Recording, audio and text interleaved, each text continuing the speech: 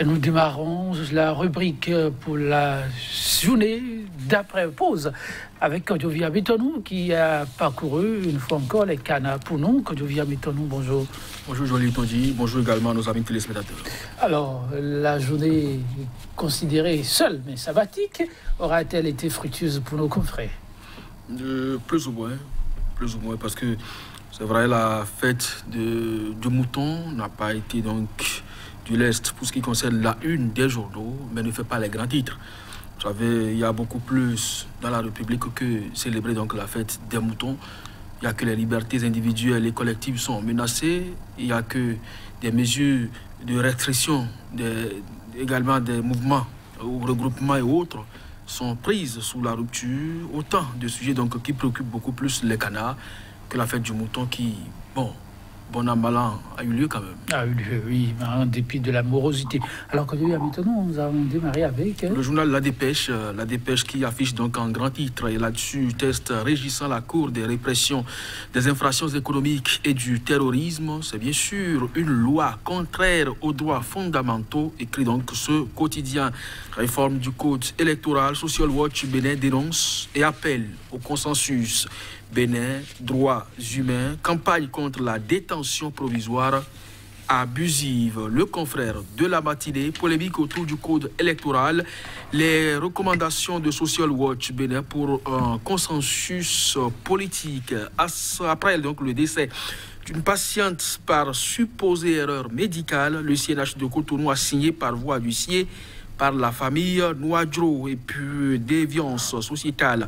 Faute d'éducation, Gustave Assa appelle à la culture des valeurs éthiques et morales. Le nouvel observateur, réforme électorale au Bénin, Social Watch Bénin dénonce une exclusion ciblée, une discrimination très négative pour l'image de la démocratie béninoise. Lit donc les recommandations du Social Watch Bénin aux acteurs politiques pour un code consensuel dans les colonnes du journal. Révision constitutionnelle, le consensus autour est-il l'otage des partis politiques?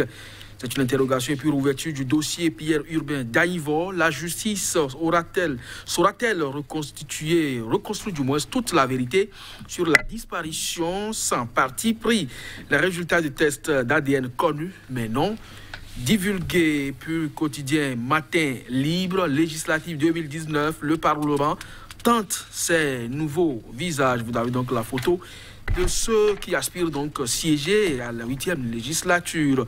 Rentrée scolaire 2018-2019, déjà des indices d'une année scolaire perturbée. Cour d'appel de Cotonou après la suspension d'hier. Le procès d'Aïvo se poursuit ce jour. Et puis quotidien Nouvelle Économie, administration publique, approvisionnement vie en hydrocarbures à la pompe. Talon dépouille la Sonacop de son plus gros client. Quotidien Point Média, reprise du procès d'Aïvo. Enfin la vérité, s'interroge le journal. Commune de Bassila, 8 accusations portées contre le maire Abou Gomina en conflit avec les parents d'une patiente décédée. Le CNH sous astreinte combinatoire, boycott de l'évaluation diagnostique des enseignants.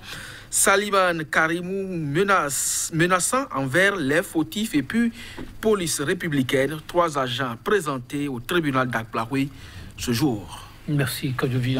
On y va avec le nouvel observateur. Réforme électorale au Bénin. Social Watch dénonce une exclusion ciblée, une discrimination très négative pour l'image de la démocratie béninoise.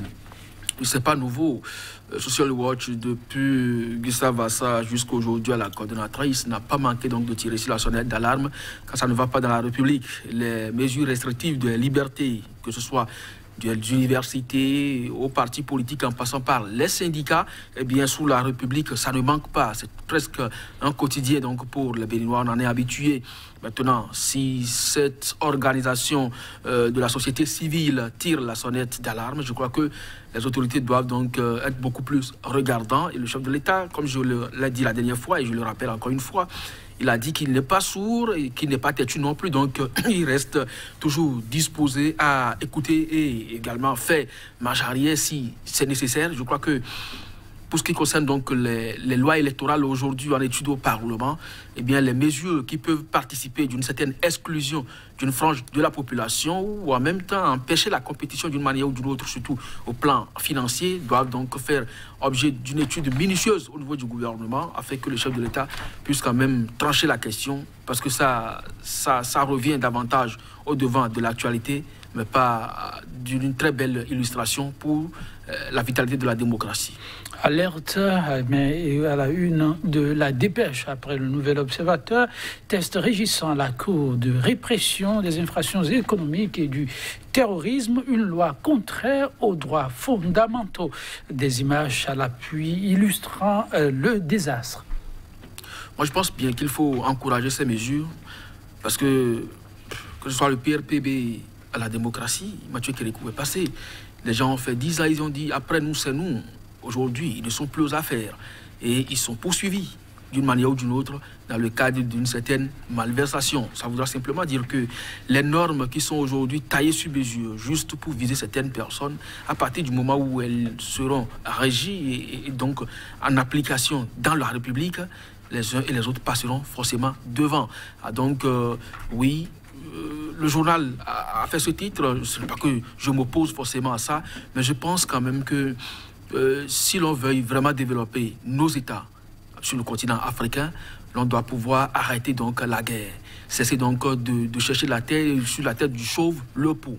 Maintenant, si ce n'est pas le cas et qu'on est dans le règlement continu de compte avec des éventuels adversaires politiques, je ne crois pas que cela participe quand même d'une certaine volonté de développement. Aujourd'hui, on est à 1,5 à combien? À 1,5 milliard par kilomètre de route à asphalter, alors que dans la sous-région, même au Ghana à côté, où l'épaisseur déjà de la route vous donne le statut donc de l'ouvrage, on est à 400 000 francs CFA. Alors, nous ne savons véritablement pas de quel développement nous on parle, si on doit s'acharner contre les citoyens de la République et régler dans les moindres détails ce qui devrait l'être malheureusement. Ah oui, c'est bien. C'est là qu'il est question, quand je vis à Métonou, que la République se porte mieux, vivement que les autorités arrivent à trouver les voies idoines, nouvelle économie pour le temps que nous avons encore en face de nous, administration publique, approvisionnement en hydrocarbures à la pompe.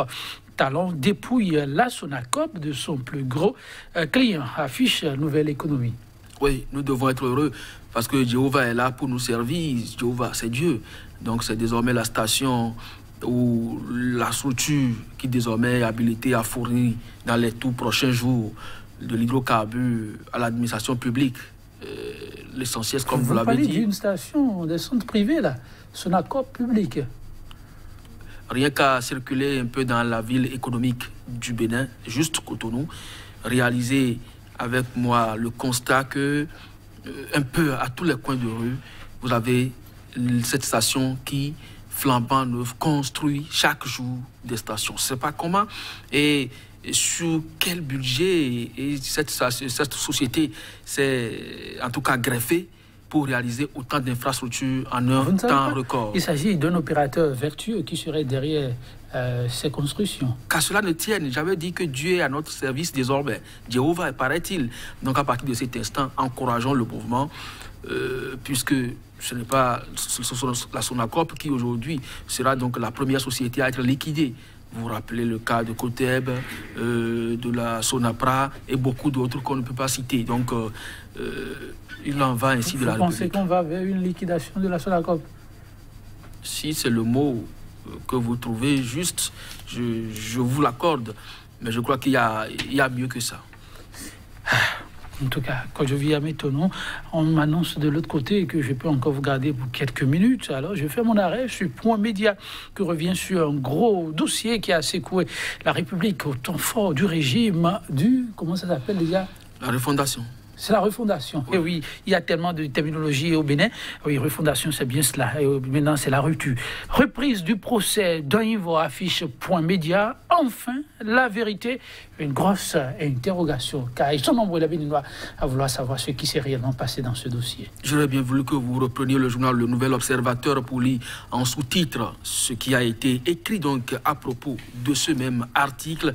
La justice saura-t-il véritablement dire le doigt sans parti pris? C'est là aujourd'hui la grosse interrogation, parce que tout le monde veut donc la lumière sur cette affaire de disparition mystérieuse et tragique des urbains d'Agnivor, cadre donc du ministère de l'économie et des finances, sous le chaud et sulfureux dossier ICC Service. Aujourd'hui, tout le monde attend donc la vérité. Est-ce que la justice pourra de façon impartiale trancher cette question, s'occuper véritablement de l'essentiel et donc ne pas être partisan dans ce dossier? C'est une grosse interrogation. Ça préoccupe tout le monde. La magistrature avait sorti un communiqué pour parler entre-temps de vassalisation donc, de ce maillon essentiel de la démocratie. Vivement que les autorités puissent vraiment entendre raison et que la justice soit dite et que véritablement cette famille d'Agnivor puisse véritablement savoir ce qui s'est passé dans ce mois d'août avec la disparition de Urbain d'Agnivor. Ah oui, pourquoi pas? On est encore en mois d'août, qui sait, ça pourrait porter bonheur. En tout cas, le peuple veut savoir. Kodjouya Metonou, merci d'avoir porté toutes ces informations à nos téléspectateurs. C'est plutôt moi. Pour la rubrique, on se retrouve encore demain. Par la grâce de Dieu. Et merci, chers téléspectateurs. À demain pour retrouver cette rubrique.